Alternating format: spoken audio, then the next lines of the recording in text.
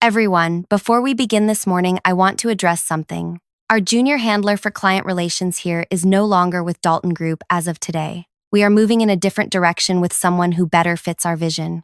Those words came out of Brenda Walsh's mouth on a Tuesday morning in September. 23 people stood around the main gathering space on the fourth floor. 23 people who suddenly became very interested in the floor tiles or the water dispenser or their own fingernails. Anyone except me.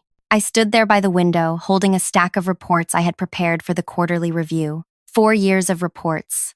4 years of building relationships with people who trusted our services enough to stay with us. 4 years of turning 12 struggling relationships into 97 strong ones. Brenda kept smiling. That particular smile she used when she wanted something to seem friendly, but really wanted you to understand she had already decided everything. Please pack your belongings by the end of today. We need your space for the new person starting Monday. I remember thinking how strange it felt that my legs kept holding me up, that my hands did not drop those reports all over the floor, that I somehow nodded once and walked toward my area without making a sound. Behind me, I heard people starting to whisper. Brenda started talking about quarterly targets, as if she had not just announced that someone was being erased from their workplace in front of everyone who knew her. 4 years earlier, I had walked into Dalton Group with a single goal. My father had sat me down 3 months before I applied and told me something I did not understand at first. He had invested in a small company years ago, a company that needed cash to survive, and he had believed in what they were trying to build. He owned 30% of that company. The name of that company was Dalton Group, but he made me promise something before I applied. Learn everything from the bottom. Do not tell anyone who you are or what connection you have. Earn every single thing yourself. If you use my name, you will never know if you truly deserved what you got. I want you to know you earned it. I promised him. I gave him my word that I would never mention his investment or his name or any connection between us. I would be just another person trying to build a career, just another woman working her way forward one day at a time. He died 2 years into my time at Dalton, lung infection that turned into something worse. I worked through the days after his funeral, because I did not know what else to do. My sister Phoebe needed surgery 6 months later for a growth they found in her abdomen. I worked through those weeks too. Every weekend for the past 18 months, I had been at my workspace or visiting clients or preparing presentations. Not because anyone forced me, because I wanted to prove to myself that my father had been right about me, that I could do this without his name protecting me. Brenda knew none of this. Nobody at Dalton knew any of it. To them, I was just Lily Brennan, who had somehow gotten lucky with clients, who had somehow managed to keep people happy enough to stay, who had somehow come up with strategies that worked. Somehow. That word Brenda used a lot when talking about my results. You somehow managed to keep the Hilford people from leaving. You somehow convinced the Canton Group to expand their agreement with us. You somehow found a way to bring in those referrals from the Northwest region, as if luck had done it. As if I had stumbled into success the way you stumble into a puddle on a rainy day. 3 weeks before that Tuesday morning, Brenda had called me into her space. The investor group is coming to look at buying us. This is going to change everything. I need you to prepare all your client relationship reports and strategy breakdowns.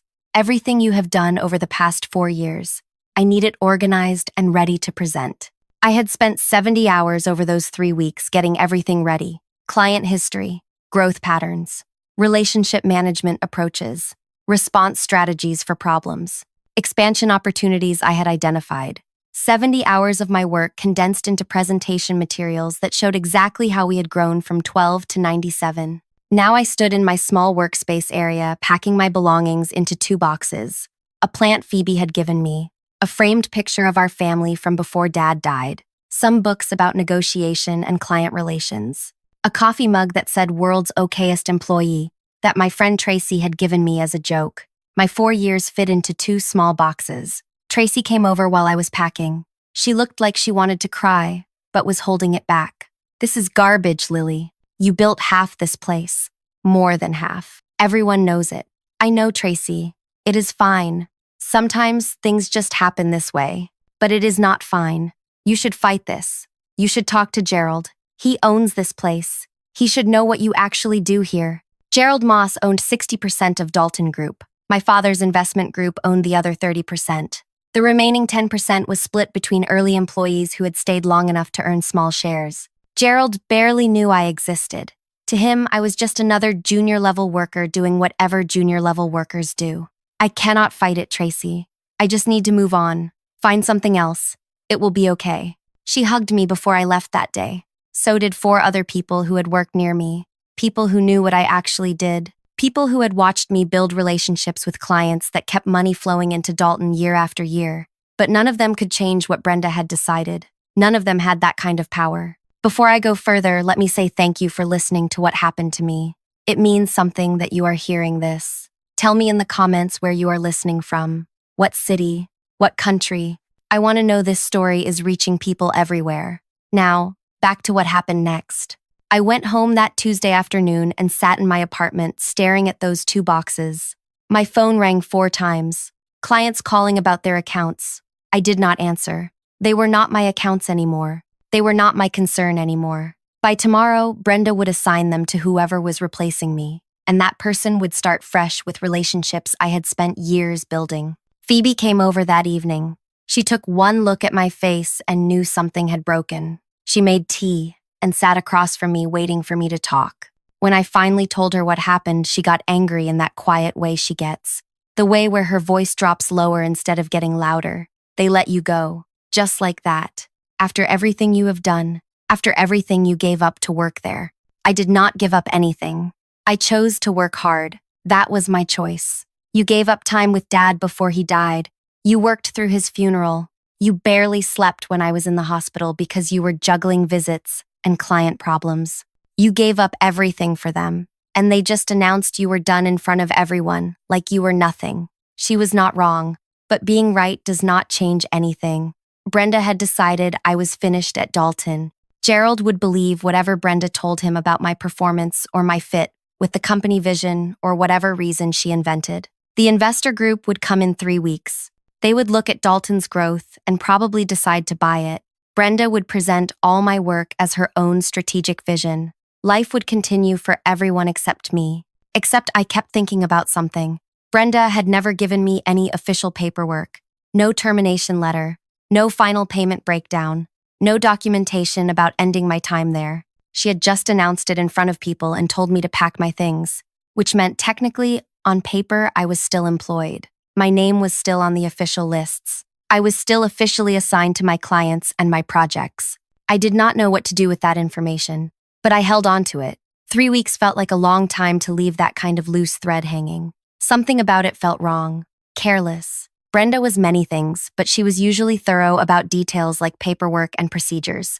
The investor group was scheduled to visit on October 9th. I knew because I had seen the date on Brenda's planning notes, when she had asked me to prepare those materials. October 9th was 22 days away from the Tuesday I packed my boxes. 22 days for Brenda to present my 4 years of work as her own success story. 22 days for Gerald to sell Dalton Group to people who would never know the real story of how it grew. My father's investment group, the group he had built with his own money and his own belief that Dalton was worth supporting. That group was coming to potentially buy the whole company, and I was not supposed to be there when it happened. I spent those 22 days in a strange kind of limbo, officially fired but never officially terminated. My access to the building still worked. My login credentials still functioned. My name still appeared on internal lists and client assignments. It was as if Brenda had announced my ending, but forgotten to actually end it. Phoebe thought I should walk away completely, start applying to other places, move forward. But something kept pulling me back to one specific thought. The investor group coming to evaluate Dalton included people who had worked with my father, people who had trusted him enough to build something together, people who probably did not even know he had a daughter who had been working at the company he had invested in. One of those people was a woman named Helen Kowalski. She had been my father's partner in 3 different ventures over 15 years.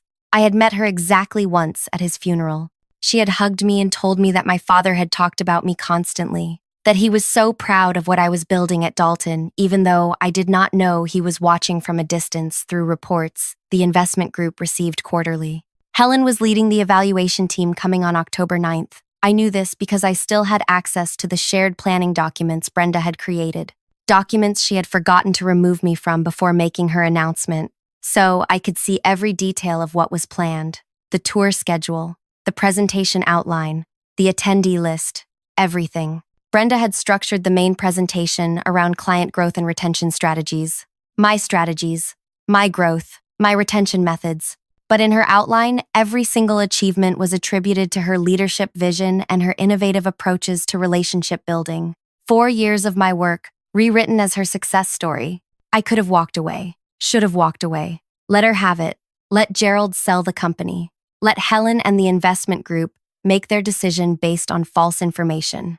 I had promised my father I would earn everything myself. I had kept that promise. Revealing the truth now would mean breaking that promise. It would mean using his name and his connections to fight back. It would mean admitting I could not win on my own merit, but he was gone.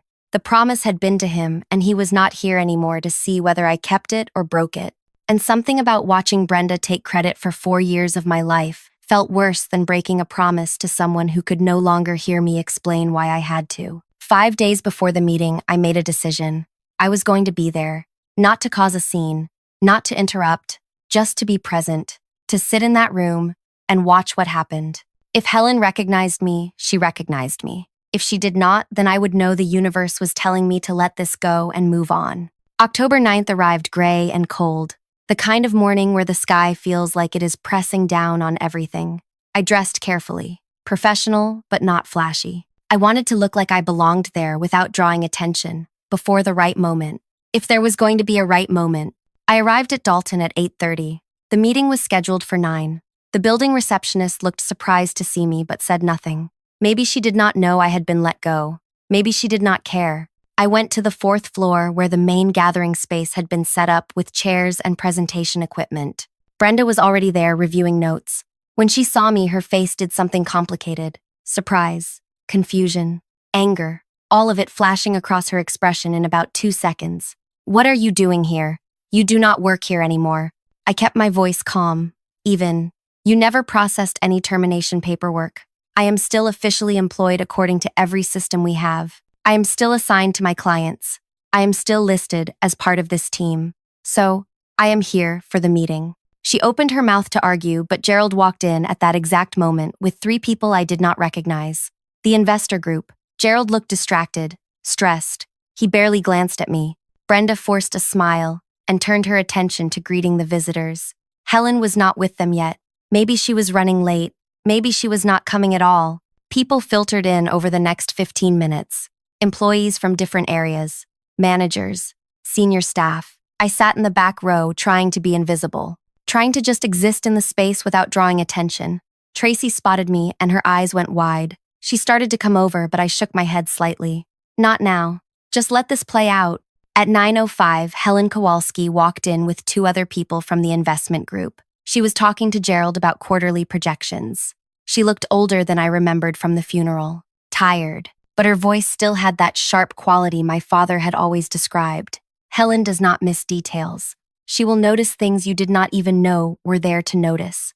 The meeting started with Gerald giving an overview of Dalton's history and growth trajectory. Then he handed the presentation over to Brenda. This is Brenda Walsh, our Director of Client Relations. She is going to walk you through the strategies that have driven our expansion over the past 4 years. Brenda stood up with a confidence that would have been impressive if it had been earned.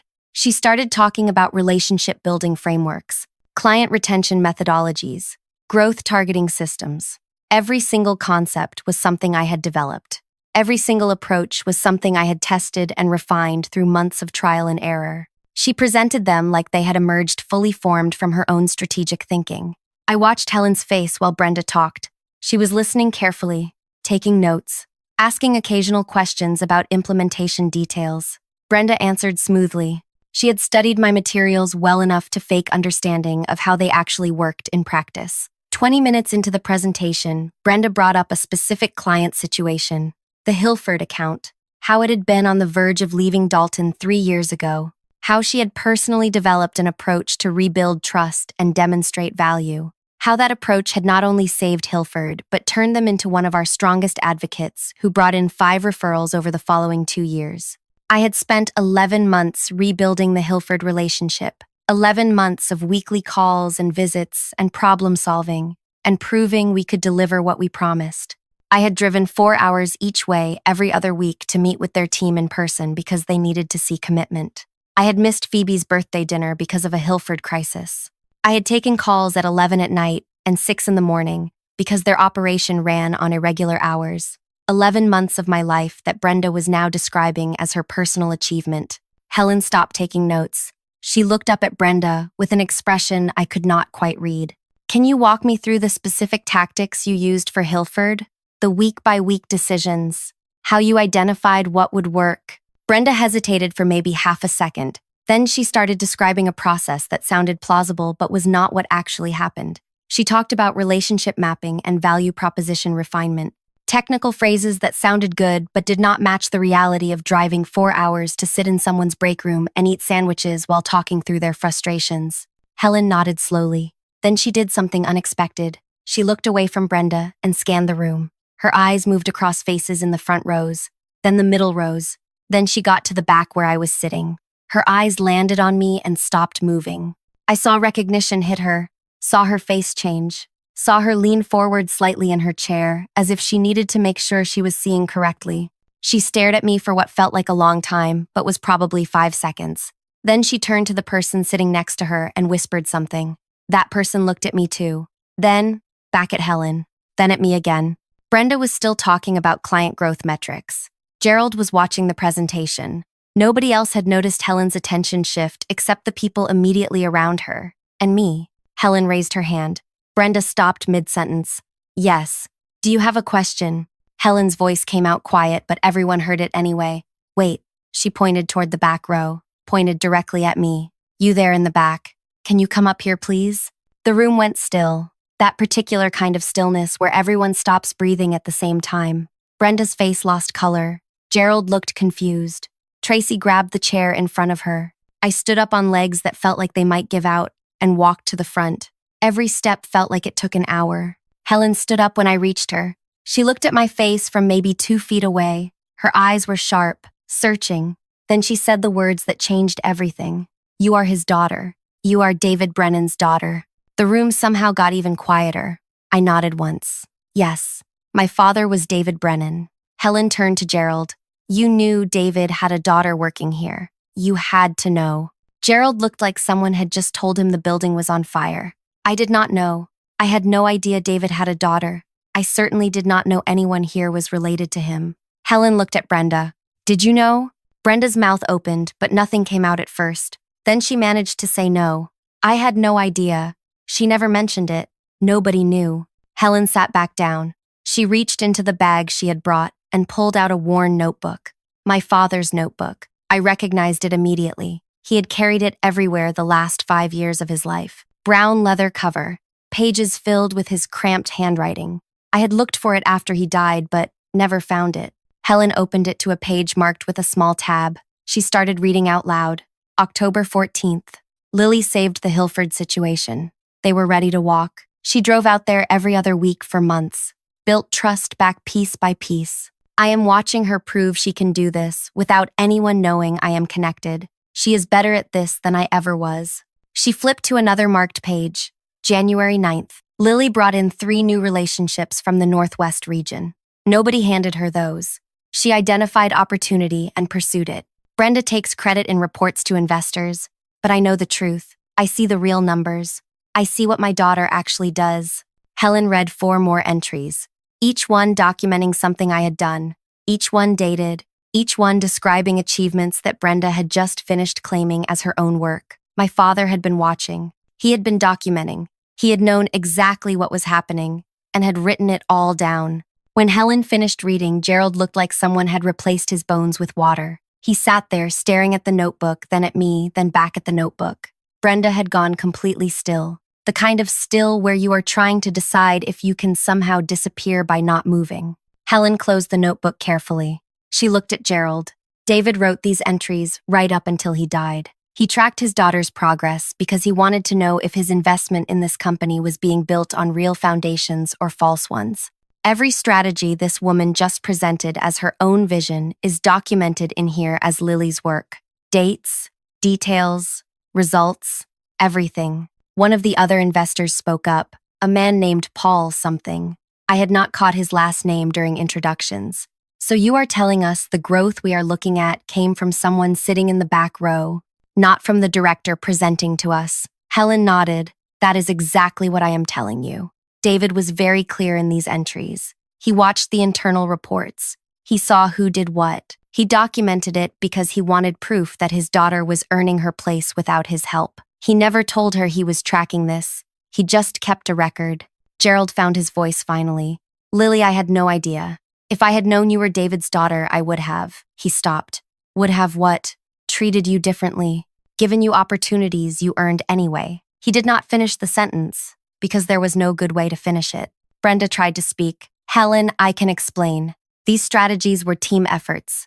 Lily contributed certainly, but the overall vision and implementation direction came from my leadership framework and Helen cut her off with a look. Do not insult me. I have been evaluating businesses for 30 years. I know the difference between leadership and theft. You stood here for 25 minutes claiming work that was not yours. You announced 3 weeks ago that this woman was being let go, and you did it in front of her colleagues without even processing proper termination paperwork. That tells me everything I need to know about your character and your competence. The room was so quiet, I could hear someone breathing heavily 3 rows back. Helen turned to Gerald. We are still interested in acquiring Dalton, but our terms just changed. We are not buying this company to let it continue operating the way it has been. We are restructuring. Gerald looked relieved and terrified at the same time. Whatever you need, we can work with any structure you want to implement. Helen looked at me. We want Lily in charge of all client operations. Every relationship, every strategy, every decision about how this company interacts with the people who pay for your services. She reports directly to our investment group, not to Gerald, not to anyone here, to us. I felt something twist in my chest. That was not what I had expected. I had thought maybe Helen would expose the truth. Maybe she would recommend they not buy Dalton. Maybe she would tell Gerald he needed to make changes. But putting me in charge, that was something different entirely. What about Brenda? Gerald's voice came out small. What happens with her role? Helen did not look at Brenda when she answered. Brenda stays. She reports to Lily now. She remains employed here to assist with whatever Lily needs. But she no longer has authority over client relations or strategic direction. That belongs to Lily. I saw Brenda's face do something I had never seen before. It crumpled, just for a second. Then she pulled it back together into a blank expression that looked like it hurt to maintain. But she did not argue. She did not protest. What could she say that would not make everything worse? The meeting continued for another hour, but I barely heard any of it. Helen and the other investors talked with Gerald about purchase terms and transition timelines and operational adjustments. People asked questions. Gerald answered some of them. Helen answered others. I sat in a chair someone had brought up to the front and tried to process what had just happened. My father had kept a notebook documenting my work. He had watched me for 4 years, proving I could do this without his name. And then he had died before seeing where it would lead. Before knowing whether his investment in me and his investment in Dalton would both pay off the way he had hoped. Now his notebook had become the weapon that gave me power I had not asked for. After the meeting ended, Helen came over to where I was sitting. Most people had left. Tracy was waiting near the door to talk to me. Brenda had disappeared somewhere. Gerald was in his office, probably trying to figure out what had just happened to his company. Helen sat down next to me. Your father loved you very much. He talked about you constantly, how smart you were, how hard you worked, how you insisted on earning everything yourself. He was so proud of that stubbornness, even though it frustrated him sometimes that you would not let him help you. Why did you keep his notebook? I kept my voice steady, but it took effort. He gave it to me 2 weeks before he died. He knew he was getting sicker. He asked me to hold on to it, said if anything ever happened with Dalton and you were there, I should have proof of what you built. I think part of him knew something like this might happen, that people would try to take credit for your work. He wanted to make sure you had protection, even after he was gone. I did not know what to say to that. My father had protected me from beyond his death, had made sure I had proof I could use if I needed it, but using it meant breaking the promise I had made to him. It meant revealing the connection he had made me swear to keep hidden. Helen stood up. The acquisition will take about 60 days to finalize. Then you start your new role. I know this is not what you expected today, but your father believed you could run this entire operation if given the chance. Now you have that chance. What you do with it is up to you. She left me sitting there with those words hanging in the air around me. 60 days later, I started as Director of Client Operations, reporting directly to the investment group. My new workspace was 3 times the size of my old one. I had authority over 17 people, including Brenda. I had final say on strategy and implementation and relationship management. Everything I had been doing unofficially for 4 years, I was now doing officially with power and resources and recognition. Brenda reported to me. That was the strangest part. Every week she came to my workspace for check-ins. Every decision she wanted to make, she had to run past me first. Every strategy she proposed, I could approve or reject. She never argued, never pushed back, just did what I told her to do with that blank expression that looked painful to maintain. I was not cruel to her. I did not humiliate her, or mock her, or make her life miserable. I just did my job and expected her to do hers. But I knew what it cost her. Having to ask permission from someone she had tried to erase, having to watch someone she had dismissed become her supervisor, having to sit in meetings where her ideas were questioned while mine were implemented. That was the punishment. Not cruelty, just reality, adjusted to reflect truth. 6 months into the new structure, Brenda walked into my workspace on a Friday afternoon. She looked exhausted, worn down. She put a single page on my work surface. Resignation letter. 2 weeks' notice. She could not do this anymore, could not stay in a place where every day reminded her of what she had tried to steal and failed to keep. I accepted her resignation, wished her well in whatever came next, meant it genuinely. I did not need her to suffer forever. I just needed her to understand that taking credit for other people's work has consequences. She understood now. That was enough. In those same 6 months, I implemented changes that increased Dalton's value significantly. New relationship building frameworks. Expansion into markets we had never considered. Client retention approaches that reduced departure rates to almost nothing. The company became worth 3 times what the investment group had paid for it. Helen told me my father would have been impossibly proud, that this was exactly what he had hoped I could do. But some nights I still wake up thinking about the promise I broke. My father made me swear I would earn everything myself, that I would never use his name or his connections, that I would prove I deserved success on my own merit. I kept that promise for 4 years, built everything without anyone knowing who I was connected to. Then, in one moment, I let Helen reveal it all. Let my father's notebook become the proof that saved me. I tell myself I had earned it already, that revealing the connection did not change what I had actually accomplished, that my father's documentation just confirmed what was already true. But another voice in my head asks if I really won or if I just accepted a different kind of defeat. If proving myself meant doing it completely alone, then I failed. I needed my father's memory and his written words to claim what I had built. That question does not have a comfortable answer. Maybe it does not have an answer at all. Maybe winning always costs something. Maybe you never get revenge without losing a piece of what you were trying to protect. Maybe the point is not whether you win cleanly, but whether what you gain is worth what you give up. I run client operations for a company worth 3 times what it was when Brenda tried to erase me. I make decisions that affect dozens of employees and nearly 100 client relationships. I have authority and recognition and respect. But I also have a broken promise to my father, a promise that meant something to both of us, a promise I cannot unbreak no matter how much I try to justify why breaking it was necessary. So when people ask if I got revenge on Brenda Walsh, the answer is yes. When they ask if it felt good, the answer is complicated. When they ask if I would do it again, the answer is I do not know. Some victories do not feel the way you think they will. Some justice comes with a cost you did not expect to pay. Some stories do not end with clean satisfaction. They just end with you standing in a bigger workspace, wondering what your father would think about how you got there. Thank you for listening to what happened to me, for staying until the end. If this story meant something to you, leave a comment telling me what you think. And if you want to hear more stories like this one, hit that subscribe button. Stories about real people facing impossible situations and finding ways through. I appreciate every single person who listened. Thank you.